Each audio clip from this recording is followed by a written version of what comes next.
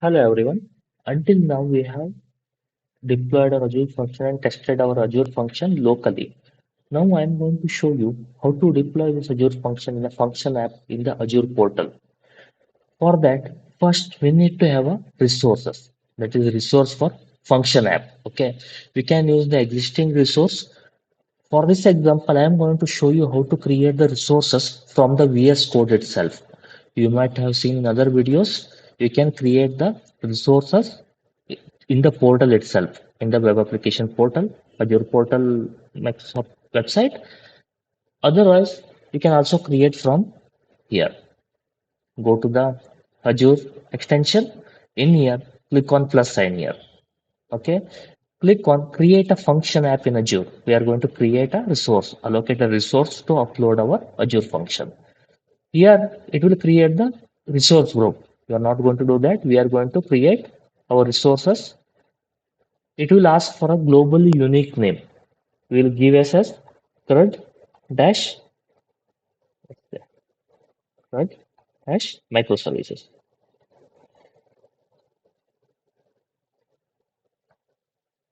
Okay, we have to select Python language, Python.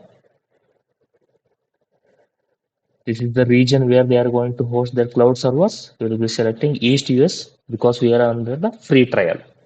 You can see here it will be outputting the logs while it is creating and configuring our resources. We will wait until it's completed. Now it is finished creating Azure function app named CRUD microservices. You can check here. See, it is created CRUD microservice. We can check in the Azure portal also. We'll go there and check it Azure portal. Go to the function app. See, it has created the CRUD microservice resource, function app resource to create and deploy our function app. Now what we are going to do is the function app that we have just created, Azure function that we have just created, we are going to deploy it in the cloud so that everybody can access. Anybody in the local environment, only we could access our system. If we can deploy it in the portal, everybody can access. That's how we are going to build the APIs. We can use some different business logic. That's how we are going to create the APIs. Next step is we are going to deploy it. How are we going to deploy it? We used this one to deploy it locally and test it out, debug it and test it out.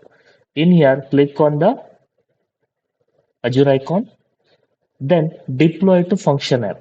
Press on deploy to function app. In here, you have to select which resource, function app resource. Is it CRUD microservice or server API? In this case, I am going to select CRUD microservice, the one I have just created. We want to deploy to CRUD microservice. This will override any previous deployment and cannot be undone. Just remember that since we are directly deploying from the VS Code, not from GitHub or not continuous deployment. So it will override the existing code in the function app. We'll press deploy.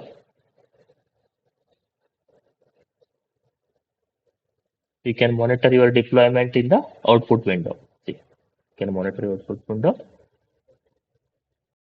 Now we can see that deployment to CRUD microservices is completed. Now we'll go see the output log again. See, it has deployed to CRUD microservice Azure website.net API under the API folder sample function. That's the name of our function. We can copy this or we can directly open this link with control click. This one is hosted on a cloud server, Azure Portal Cloud. This is not a development environment. This, see, it will print the message that we have set in the code. You can see it here. It will print this message. We can also pass the query parameters here. Okay, you can say the name query parameter equal to, let's say, name. Hello Bhushan, this HTTP triggered function executed successfully. This is the link for the API link for your function. We can also access from here. See, if I go to my CRUD microservices, The URL is available here. URL, this is API sample function.